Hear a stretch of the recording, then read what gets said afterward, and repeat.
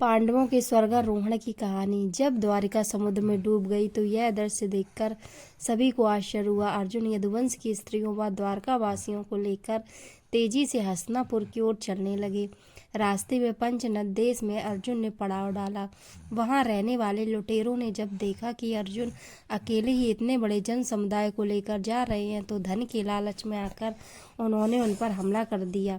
अर्जुन ने लुटेरों को चेतावनी दी, लेकिन फिर वे नहीं माने और लूटपाट करने लगे।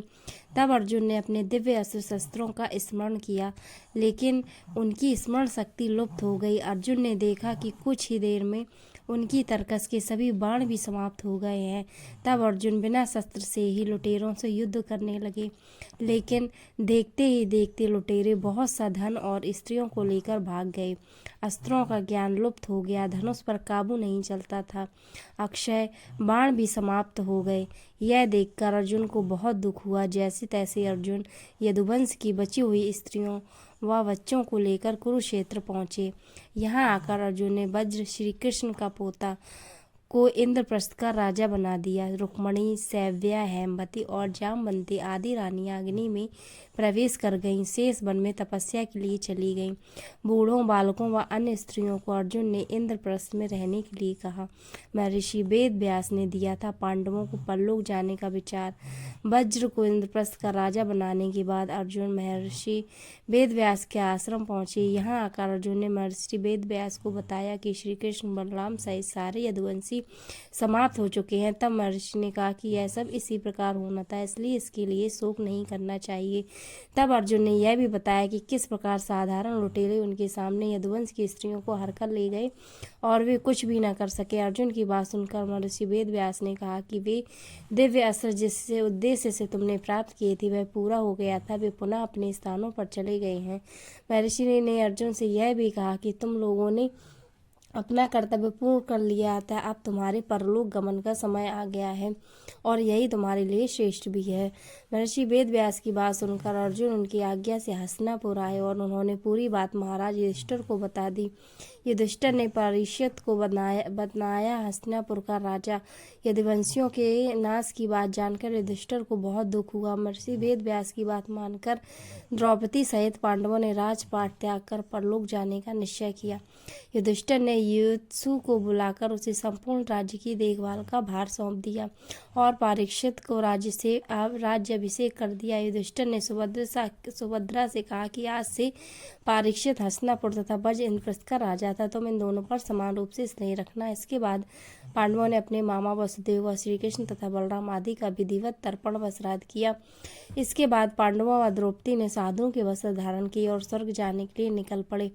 पांडवों के साथ एक कुत्ता भी चलने लगा। अनेक तीर्थों, नदियों व समुद्रों की यात्रा करते करते पांडव आगे बढ़ने लगे। पांडव चलते चलते लाल सागर तक आ गए। अर्जुन ने लोभवश अपना गांडीव धनुष व अक्षय तरकसों का त्याग नहीं किया था। तभी वहां अग्निदेव उपस्थित हुए और उन्होंने अर्जुन से गांडीव धनुष और अक्षय तरकसों का त्याग करने के लिए कहा। अर्जुन ने ऐसा ही किया। पांडवों ने पृथ्वी की परिक्रमा पूरी करने की इच्छा से उत्तर दिशा की ओर यात्रा की। सबसे पहले द्रौपदी गिरी थी। स्वर्ग जाने के रास्ते में यात्रा करते करते पांडव हिमालय तक पहुंच गए। हिमालय लांघकर पांडव आगे बढ़े तो उन्हें बालू का समुद्र दिखाई पड़ा। इसके बाद उन्होंने सुमेरु पर्वत के दर्शन किए।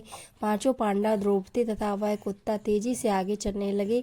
तभी द्रौपदी लड़खड़ाकर गिर पड़ी। द्रौपदी को गिरा देख भीम ने युधिष्ठिर से कहा कि द्रौपदी ने कभी कोई पाप नहीं किया, तो फिर क्या कारण है कि वह नीचे गिर पड़ी। युधिष्ठिर ने कहा कि द्रौपदी हम सभी में अर्जुन को अधिक प्रेम करती थी, इसलिए उसके साथ ऐसा हुआ है। ऐसा कहकर युधिष्ठिर द्रौपदी को देखे बिना ही आगे बढ़ गए। थोड़ी देर बाद सहदेव भी गिर पड़े। भीमसेन ने सहदेव के गिरने का कारण पूछा तो युधिष्ठिर ने बताया कि सहदेव किसी को अपने जैसा विद्वान नहीं समझता था, इसी दोष के कारण इसे आज गिरना पड़ा है। कुछ देर बाद नकुल भी गिर पड़े। भीम के पूछने पर युधिष्ठिर ने बताया कि नकुल को अपने रूप पर बहुत अभिमान था, इसलिए आज वह इसकी यह गति हुई है। थोड़ी देर बाद अर्जुन भी गिर पड़े। युधिष्ठिर ने भीमसेन को बताया कि अर्जुन को अपने पराक्रम पर भी अभिमान था। अर्जुन ने कहा था कि मैं एक ही दिन में शत्रुओं का नाश कर दूंगा, लेकिन ऐसा नहीं कर पाए। अपने अभिमान के कारण ही अर्जुन की आज यह हालत हुई है। ऐसा कहकर युधिष्ठिर आगे बढ़ गए। थोड़ी आगे चलने पर भीम भी गिर गए। जब भीम ने युधिष्ठिर से इसका कारण पूछा तो उन्होंने बताया कि तुम खाते बहुत थे और अपने बल का झूठा प्रदर्शन करते थे, इसलिए तुम्हें आज भूमि पर गिरना पड़ा है। यह कहकर युधिष्ठिर आगे चल दिए। केवल वह कुत्ता ही उनके साथ चलता रहा। कुत्ते को अपने साथ स्वर्ग ले जाना चाहते थे युधिष्ठिर। कुछ ही दूर चले थे कि उन्हें स्वर्ग ले जाने के लिए स्वयं देवराज इंद्र अथवा रथ लेकर आ गए। तब युधिष्ठिर ने इंद्र से कहा कि मेरे भाई और द्रौपदी मार्ग में ही गिर पड़े हैं, वे भी हमारे साथ चलें, ऐसी व्यवस्था कीजिए। तब इंद्र ने कहा कि वे सभी पहले ही स्वर्ग पहुंच चुके हैं, वे शरीर त्याग कर स्वर्ग पहुंचे हैं और आप सशरीर स्वर्ग में जाएंगे। इंद्र की बात सुनकर युधिष्ठिर ने कहा कि यह कुत्ता मेरा परम भक्त है, इसलिए इसे भी मेरे साथ स्वर्ग जाने की आज्ञा दीजिए। लेकिन इंद्र ने ऐसा करने से मना कर दिया। काफी देर समझाने पर भी जब युधिष्ठिर बिना कुत्ते के स्वर्ग जाने के लिए नहीं माने, तो कुत्ते के रूप में यमराज ने अपना वास्तविक स्वरूप में आ गए। वह कुत्ता वास्तव में यमराज ही थे। युधिष्ठिर को अपने धर्म में स्थित देखकर यमराज बहुत प्रसन्न हुए। इसके बाद देवराज इंद्र युधिष्ठिर को अपने रथ में बैठाकर स्वर्ग ले गए। देवदूत नरक लेकर आया था युधिष्ठिर को। स्वर्ग जाकर युधिष्ठिर ने देखा कि वहां दुर्योधन एक दिव्य सिंहासन पर बैठा है, अन्य कोई वहां नहीं है। यह देख युधिष्ठिर ने देवताओं से कहा कि मेरे भाई तथा द्रौपदी जिस लोक में गए हैं, मैं भी उसी लोक में जाना चाहता हूँ। मुझे उनसे अधिक उत्तम लोक की कामना नहीं है। तब देवताओं ने कहा कि यदि आपकी ऐसी ही इच्छा है तो आप इस देवदूत के साथ चले जाइए, यह आपको आपके भाइयों के पास पहुंचा देगा। युधिष्ठिर उस देवदूत के साथ चले गए। देवदूत युधिष्ठिर को ऐसे मार्ग पर ले गया जो बहुत खराब था। उस मार्ग पर घोर अंधकार था, उसके चारों ओर से बदबू आ रही थी। इधर उधर मुर्दे भी दिखाई दे रहे थे, लोहे की चोंच वाले कौवे और गीध मंडरा रहे थे। वह असिपत्र नामक नरक था। वहां की दुर्गंध से तंग आकर युधिष्ठिर ने देवदूत से पूछा कि हमें इस मार्ग पर और कितनी दूर चलना है और मेरे भाई कहाँ हैं। युधिष्ठिर की बात सुनकर देवदूत बोला कि देवताओं ने कहा था कि जब आप थक जाएं तो आपको लौटा लाऊं। यदि आप थक गए हो तो हम पुनः लौट चलते हैं। युधिष्ठिर ने ऐसा ही करने का निश्चय किया, इसलिए युधिष्ठिर को देखना पड़ा था नरक। जब युधिष्ठिर वापस लौटने लगे तो उन्हें दुखी लोगों की आवाज़ सुनाई दी। वे युधिष्ठिर से कुछ देर वहीं रुकने के लिए कह रहे थे। युधिष्ठिर ने जब उनसे उनका परिचय पूछा तो उन्होंने कर्ण, भीम, अर्जुन, नकुल, सहदेव व द्रौपदी के रूप में अपना परिचय दिया।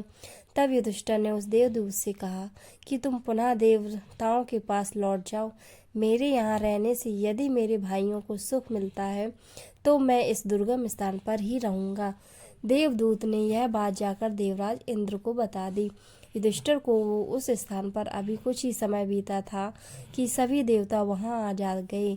देवताओं के आते ही वहां सुगंधित हवा चलने लगी, मार्ग पर प्रकाश छा गया।